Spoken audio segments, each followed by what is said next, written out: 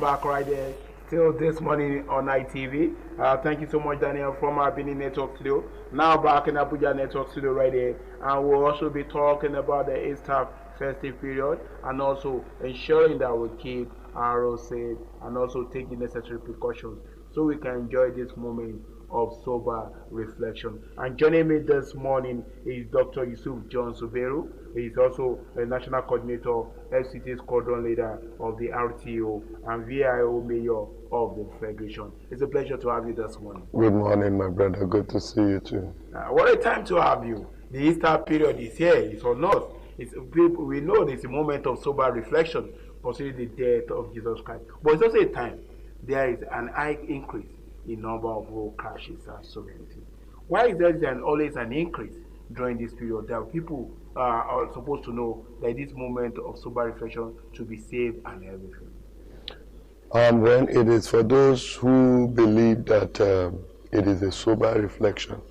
Actually, in Nigeria, it is not a general norm that we all believe that it is a sober reflection. It is also a time for some people to make money. So, and then commuters also look at it as one of the festive periods that they could probably try to be on a speed track to be able to make more money. So that is just the balance that needs to be required for the road to be safe. And one of the major issues is understanding the road signs. At times we have so many drivers who didn't go to driving school. They just let it on. They don't even understand the road signs.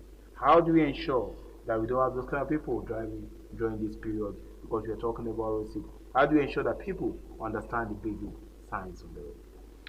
Well, that is very important because road sign is a key for you to avoid some certain places where they tell you, okay, this is a 30-kilometer where children are crossing the road or within, and because they don't know, they won't be able to slow down there. But today, it's been curved to the minimum because before you get a license, one of the tests is the road signs. So I'm sure people who get the license through the right means would definitely go through that test before you are issued a license or renew your license to be on the road.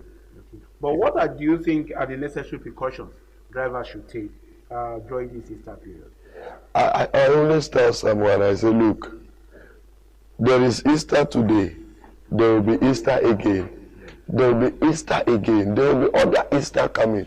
So please slow it down because the level of speed that sometimes some people engage in is one of the things that kill them on the road, and at the same time you are overloading your vehicle simply because you want to get more money, and more money could lead to termination of your life or maybe destroying your car and other people. So I just tell them, just take it easy. It is important for you to slow down with whatever you are thinking you want to achieve, because a very short cut can lead to a short life. What effort is your organization making to work with VIO and to work with road safety to ensure that we're able to carry out some of these measures that you've been talking about, that your organization has been at the forefront of, to ensure that people are safe this way? Because we're having a double period right now, talking about Ramadan and also the Easter period.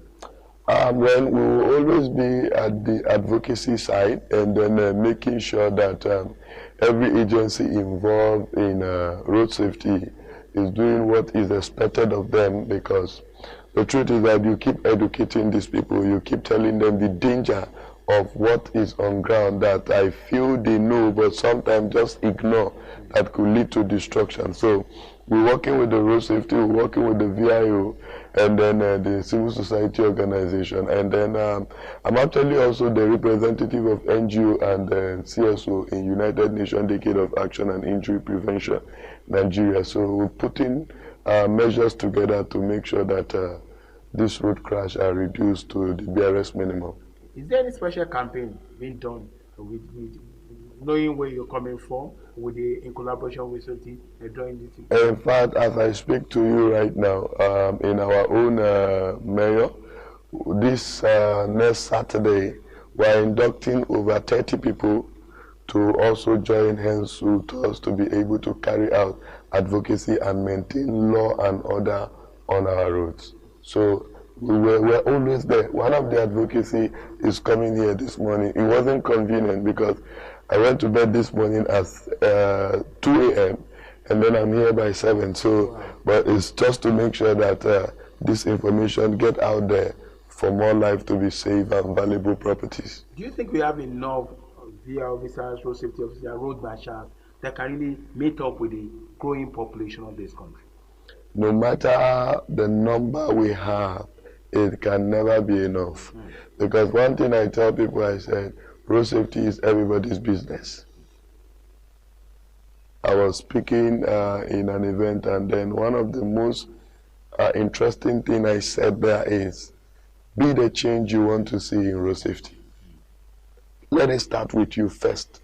The moment you are cautious of the fact that you are not the only one plying the road, then you realize that you are already saving other people's life.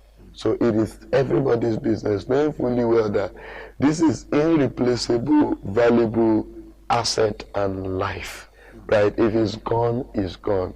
What are you doing as a fellow motorist or road user to save yourself first and then save other persons? Because road safety is everybody's business. When you see something, please don't hesitate to say something. When a driver is not driving well, feel free to report the person. You know, I used to say to somebody something, I said, my lecturers are there. I have a very good lecturer that I because of the way he talked to us when we were in school, his name refused to leave my head. And then I had a teacher in primary school. I'm telling you, this teacher's name is on top of my head. Why? Because this woman will beat you when you come late. Back then, you know, these days now, you don't do that anymore. But, yes, but you know, this woman will discipline you to an extent that you can even run and leave your mom to get to school early. And today that has helped me to be able to meet up with time and things I need to do. And I remember her name. But while growing up, we consider her as a wicked person. But today, I appreciate her more than any other teacher I think I've ever had an encounter with. Because the truth she was telling us then that looked bitter is not the reality we are facing today. So when you tell a driver or even report a driver, they may consider you as a wicked person. But trust me, at the end of the day, that driver will know that you have been able to save his life and every other person's life. Interesting right there. Yeah. There's one thing that is used to like baffle me. Yeah. Is the causes of road accidents. I've seen instances where you see a car, two cars climbing each other, and I keep wondering what could have led to this accident. There are some accidents I just can't understand what could have led. What are some of the major causes of road? What are the things that always lead to accidents that people take for granted? You see, now, you see this our mobile phone is one dangerous thing that could cause accident within a blink. Because sometimes you see some people are driving, they are answering phone call. Or sometimes you may say, no problem, I can handle it, just to put the phone on my ear and then I'll be driving. You don't know the shocking news that they may probably tell you, or something very excited, that in a jiffy you will lost consciousness of the fact that you are on a steering. And that could lead to a crash. Then secondly, some people who are on substance, smoke whatever you can smoke, drink whatever you can drink, and then carry the vehicle and then jump in. And then, you know, I don't know, maybe it is just me. I remember when we were younger, there is this goggle that they used to buy for us back then. That will make the road hilly kind of. Then you now start carrying your leg. When you are drunk, that's how you see the road. Imagine if I am assuming that there are holes in my front, and then I'm diverting to the left, and then going to hit somebody. You know, so when you are on substance, your brain don't function very well. And where your brain does not function, it affects your eye. it affects your thinking, it affects your action. So now, imagine somebody who is crazy, because at that time, you are technically not okay, and then you are on steering. What do? You are going to kill a lot of people, and including yourself eventually. And then secondly, I used to tell somebody, I said, human factor is the major cause of accident. Because they said, now, take for instance, this is night. You don't know this particular terrain very well. Why are you speeding? For a road you don't know.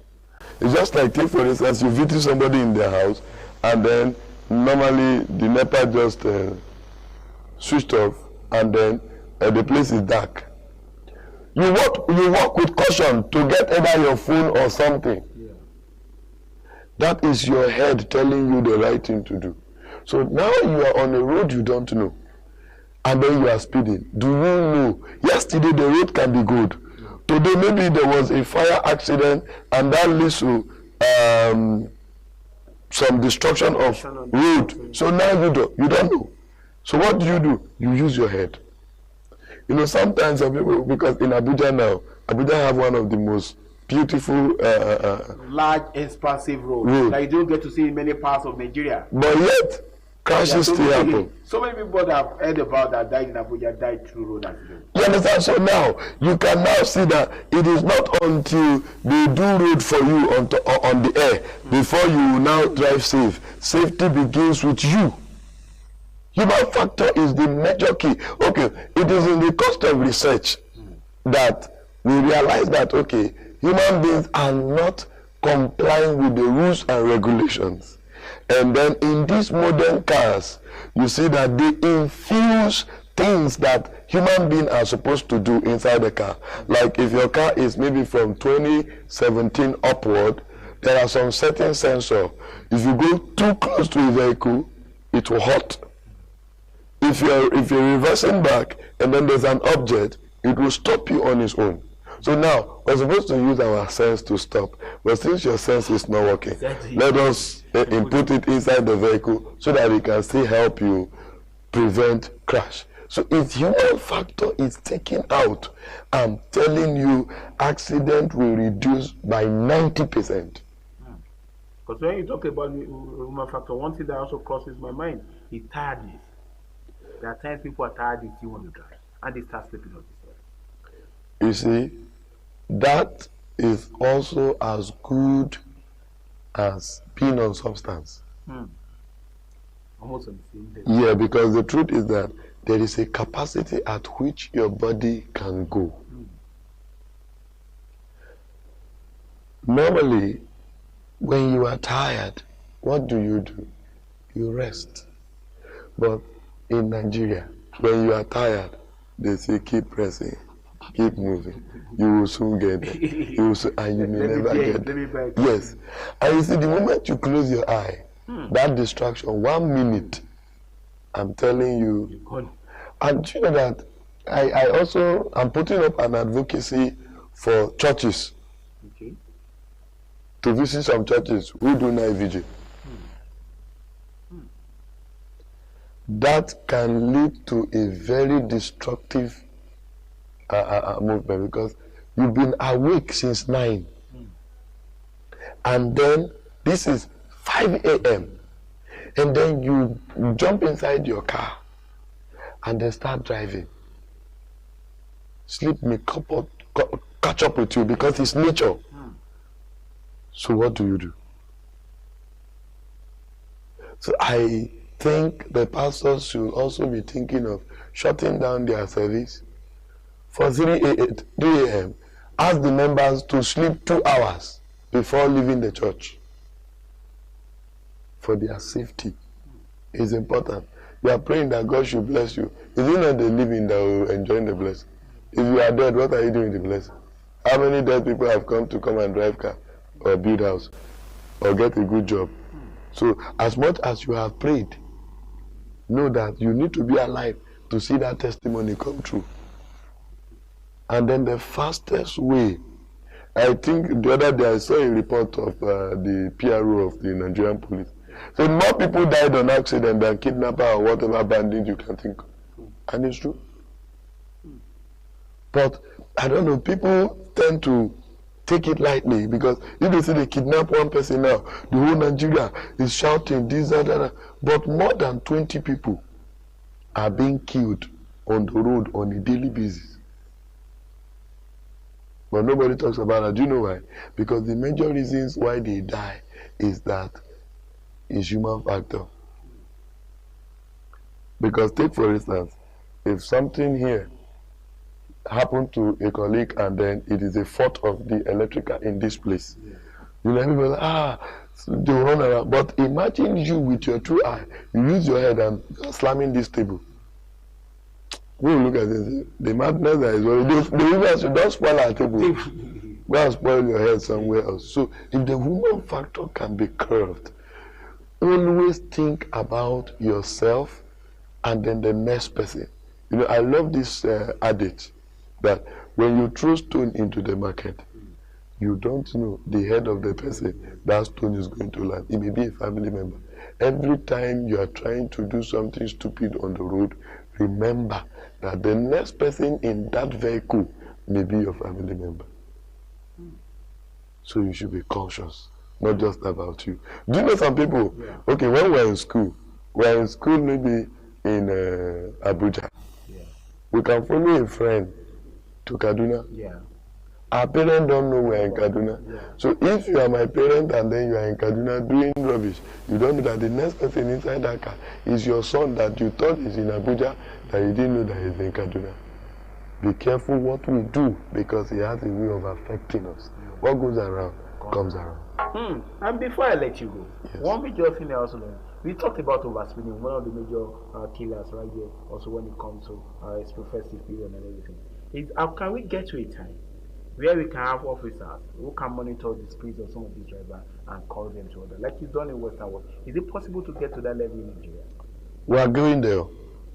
With the level at which the Honorable Minister of FCT, His Excellency Yesom Wike, the level at which is working on the road, and then any innovation that comes that he knows is good, in fact, he does not hesitate to approve. So very soon, Abuja is going to set the pace for other states. Because in fact, there will be so much awareness that they know that when you are coming into Abuja, there are some certain areas. This is what is required. If not so, you will be arrested, you will be booked, you will pay for it. By the time you pay like 5, 6, 7 fine before you leave within Abuja, it is you that will tell the other people, behave. It is not just about fine. No. They took me, my car was kept for 2 weeks or something. I went to school again to retrieve my car.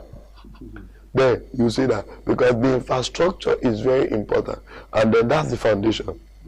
And then look at the level of the infrastructure that the Honorable Minister is. In fact, some places I drive today and I'm confused. Like, so this road can be fixed?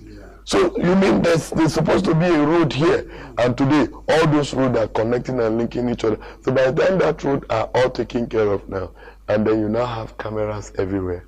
Now it will help the security infrastructure of FCT, because if something happens, somebody knows that you are looking at them, they will be careful in some certain things that they do. And then another thing that also causes accident is mechanical factor. Mechanical factor has to do with your vehicle. You need to make sure you check it all the time to make sure your vehicle is in order. You see, when your tire expired, is enough to kill you and every other person inside the car. Because when you're on a high speed and then boom, the thing explodes. And then we need to also know what is the number of air that is supposed to be on our tire. You know, normally you just hear, put 30. We'll put 45, 50, make it a bounce. Make everywhere full. You understand? So you need to know the level of the air that is supposed to be in your tire, and then it saves you. And also check your vehicle around to be sure that the cars are in order so that you don't crash into somebody as a result of failure of brake. You know, I was telling somebody, I said, how the brake system of a vehicle work. Now, you see that small hydraulic oil inside. If that oil, if this pipe got caught and then the oil leaked from somewhere and then there's no enough oil to go through your caliper, what happens is that by the time you apply the brake and the thing goes back, there's no oil to push the caliper back. It got stuck there. And then, my brother, that is brake failure. And imagine trying to stop and you can't stop. You'll be looking for where is the alternative place to put your head. If there is nothing to hit, it may be human being, it may be another vehicle. So check this thing. Look at your car. If you notice any drop of oil, don't take it for granted. Check what oil is this. Sometimes your fuel can also be leaking, and then it leads to a fire outbreak in the vehicle, which would kill. Interesting right there. Let's quickly take this quick commercial break. We'll be right back. I'm still with Dr. John Suberu, talking to us about keeping the road safe during the festival. Okay, welcome back still this morning on ITV, and we're still talking about keeping the road safe during the festive period. And I'm with Dr. John Suberu, who is also the VIO mayor of the Federation. And he's been talking extemporaneously about some of the measures we need to take to reduce the number of road accidents during this period. When we look back in the last 5 years, would you say the number of road accidents that we have during the festive period has been on decline? When statistically, no much difference, but I can tell you that the level of information that people have about road safety today is actually much more advanced than what it used to be. Okay. So, and then the most important thing is for us to just keep pushing for whatever change you are looking for cannot just happen suddenly. It requires a legal framework, political will, and then one or two other things that will possibly help us to get to our destination regarding that. But I am very sure that with the advocacy of a lot of NGOs that have been coming into road safety would help us to do much more better in reducing the road crashes on our road. What will your message be to so many commuters out there, drivers, as we're entering this period, because we have the Ramadan, we also have the Easter period coming up? What will your message be? Precautions to take? You know, first, to even talk about the Ramadan, this while fasting, some people does not have the capacity to withstand the pressure. They are tired, they are weak. Please, if you have to break your fast first before trying to rush home, you see, it is better for you to take it easy than for you to try to rush home that you want to get home before so time and never get home at all. And then when you are tired, I remember I saw a video, the guy said, for those of us who does not even understand Hausa, he said, Wallahi, in bankai lokacin kariya ba, ina da dubu biyu a kandina, a gina masalasi da shi. Now, what was he saying? He said, if I don't get to the time of breaking fast, he was so weak, he said he has 2,000 naira in his account, they should use it to build a mosque. He's trying to write his will because he wants to die. Now, there are people who will not literally say that, but it's happening to them inside. So when you know you are tired, please stay where you are. Break. Allah is everywhere.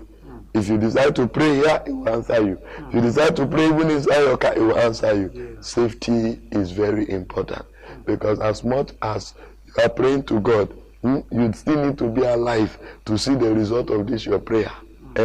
Don't kill yourself ignorantly and then presume that that is how God wants it. God will not want you to see fire and put your hand inside. So stay safe by being cautious. And then for the festive period, Salah and everything is all coming together at the same time. So it's a time where everybody needs to be very, very cautious. Before you start traveling to your place to go and see your people, which is a very good thing, make sure your car is in order. If it's not in order, please, maybe you can take public transport. And when you are there, also check the person driving. From the look of things, if you notice that the driver is not driving well, please, or the driver you notice is drinking something, report that in the union there, in the park, and let them know. If they did not do anything about it, please find a vehicle inspection officer or road safety officer and report the matter, or a police or any law enforcement agency, and say this is what I noticed, because we are saving life and property, and that is all everybody is all about. So they will comply and see that the situation is arrested.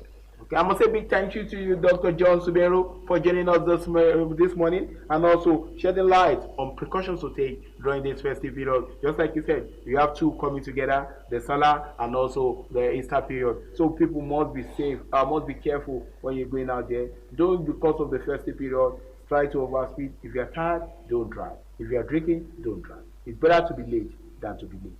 I really need to take that. I must say big thank you to you right there.